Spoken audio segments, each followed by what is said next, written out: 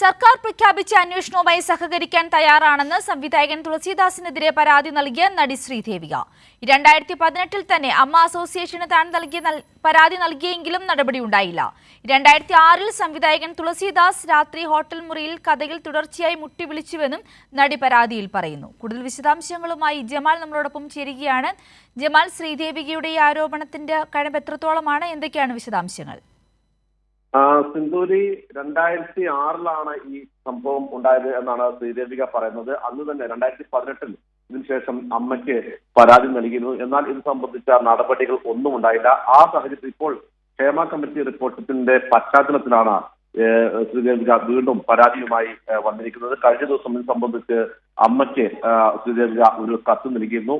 പഴയ പരാതി കൂടി ചേർത്താണ് ഈ കത്ത് നൽകിയിരുന്നത്.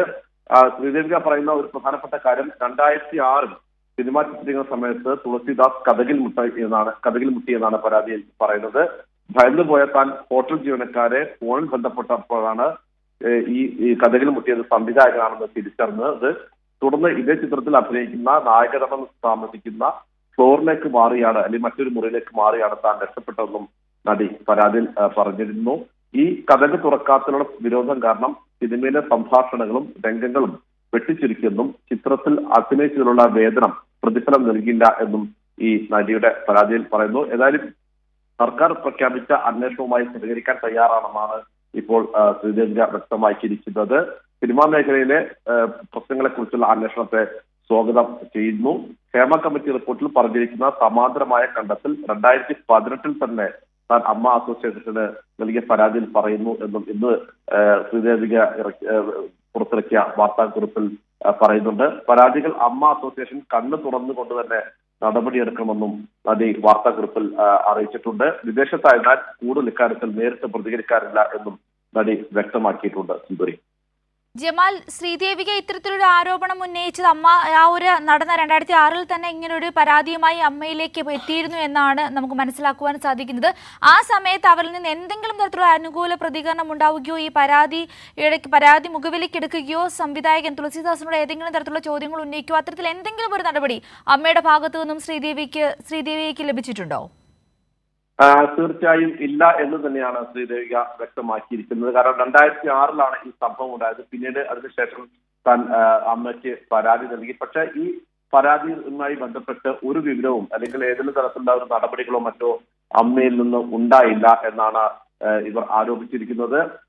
ഈ സാഹചര്യത്തിലാണ് ഇപ്പോൾ ഈ ക്ഷേമ കമ്മിറ്റി റിപ്പോർട്ട് വിവാദമായ പശ്ചാത്തലത്തിൽ അല്ലെങ്കിൽ കൂടുതൽ സിനിമാ മേഖലയുമായി ബന്ധപ്പെട്ട നടപടികൾ വരുന്ന ഒരു സാഹചര്യത്തിലാണ് ഈ ശ്രീദേവിക വീണ്ടും പഴയ പരാതിയുമായി എത്തിയിരിക്കുന്നത്. അന്ന് 2006 ഉണ്ടായ സംഭവത്തെ കുറിച്ച് പിന്നീട് 2018 പരാതി നൽകിയെങ്കിൽ പോലും അത് സംബന്ധിച്ച ഒരു നടപടിയും ഉണ്ടായില്ല എന്നാണ് ഇവർ വ്യക്തമാക്കിയിരിക്കുന്നത്. ശ്രീദേവികയുമായി നേരിട്ട് സംസാരിക്കാൻ ജമാലിന് സാധിച്ചിട്ടുണ്ടോ? തീർച്ചയായും അവർ നേരിട്ട് സംസാരിക്കാൻ തയ്യാറെങ്കിൽ പോലും ഫോണിലോ അല്ലെങ്കിൽ റെക്കോർഡ് വഴി അല്ലെങ്കിൽ വാർത്താ മാധ്യമവുമായി ആ തരത്തിൽ സംസാരിക്കാൻ തയ്യാറല്ല. വാർത്താക്കുറിപ്പ് മാത്രമാണ് താൻ ഇപ്പോൾ നൽകുന്നത് എന്നാണ് അവർ വ്യക്തമാക്കിയത്. സുന്ദരി, ഈ സർക്കാർ പ്രഖ്യാപിച്ച അന്വേഷണ സംഘവുമായി സഹകരിക്കാൻ തയ്യാറാണെന്ന് ശ്രീദേവിക്ക് അറിയിച്ചിട്ടുണ്ടോ? അങ്ങനെ സഹകരിക്കാൻ തയ്യാറാണെങ്കിൽ ഏത് വിധത്തിലായിരിക്കും അവർ അതിനുവേണ്ടി മുതിരുന്നത്? സർക്കാർ പ്രഖ്യാപിച്ച അന്വേഷണവുമായി ഏത് തരത്തിലും സഹകരിക്കാൻ തയ്യാറാണെന്നാണ് ഇപ്പോൾ വ്യക്തമാക്കിയിരിക്കുന്നത്. ഏത് തരത്തിലാണ് എന്നത് ഏതിനും പരാതി നൽകുകയോ അല്ലെങ്കിൽ നേരിട്ട് ഹാജരാവുകയോ എന്ന് സംബന്ധിച്ച വിവരങ്ങൾ ഇപ്പോൾ വ്യക്തമാക്കിയില്ല. അത് സംബന്ധിച്ച കൂടുതൽ വിവരങ്ങൾ ഉടൻ തന്നെ വ്യക്തമാക്കാം എന്നാണ് ശ്രീദേവിക ഇപ്പോൾ അറിയിച്ചിരിക്കുന്നത്. സുന്ദരി, ഇത്തരത്തിൽ പല സമയങ്ങളിൽ പല വർഷങ്ങളിൽ സിനിമാ മേഖലയിലെ പ്രമുഖരുമായി ബന്ധപ്പെട്ട് അനുഭവിക്കേണ്ടി വന്ന പ്രശ്നങ്ങൾ തുറന്നു പറയുവാൻ ഇത്തരത്തിലുള്ള നടിമാർക്ക് അല്ലെങ്കിൽ ഈ സിനിമയുമായി ബന്ധപ്പെടുന്ന സ്ത്രീകൾക്ക് ആ ഒരു ധൈര്യം നൽകുന്നതിന് സഹായമാവുകയാണ് ഇത്തരത്തിലുള്ള അന്വേഷണ സംഘങ്ങൾ.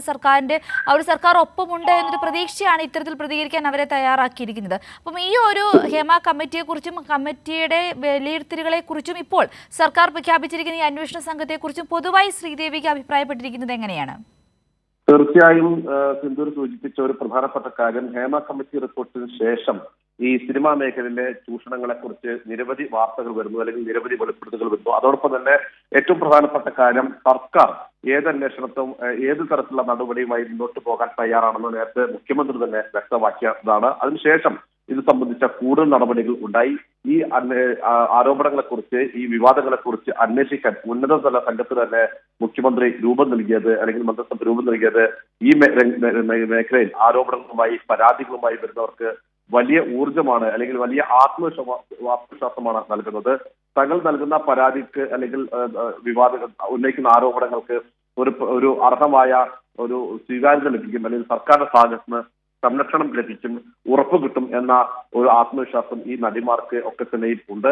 അതിന്റെ പശ്ചാത്തലത്തിൽ കൂടിയാണ് തീർച്ചയായും ശ്രീദേവിയെപ്പോലുള്ള ആളുകൾ ഇപ്പോൾ സർക്കാർ പ്രഖ്യാപിച്ച അന്വേഷണവുമായി സഹകരിക്കാൻ തയ്യാറാണെന്നും പരാതി നൽകാനോ അല്ലെങ്കിൽ അത്തരത്തിൽ നടപടികളുമായി മുന്നോട്ട് പോകാൻ തയ്യാറാണെന്നുള്ള വാദങ്ങളുമായി വന്നിരിക്കുന്നത്. അത്തരത്തിൽ കൂടുതൽ ആത്മവിശ്വാസം നൽകുന്ന നടപടികളാണ് സർക്കാരിന്റെ ഭാഗത്ത് നിന്ന്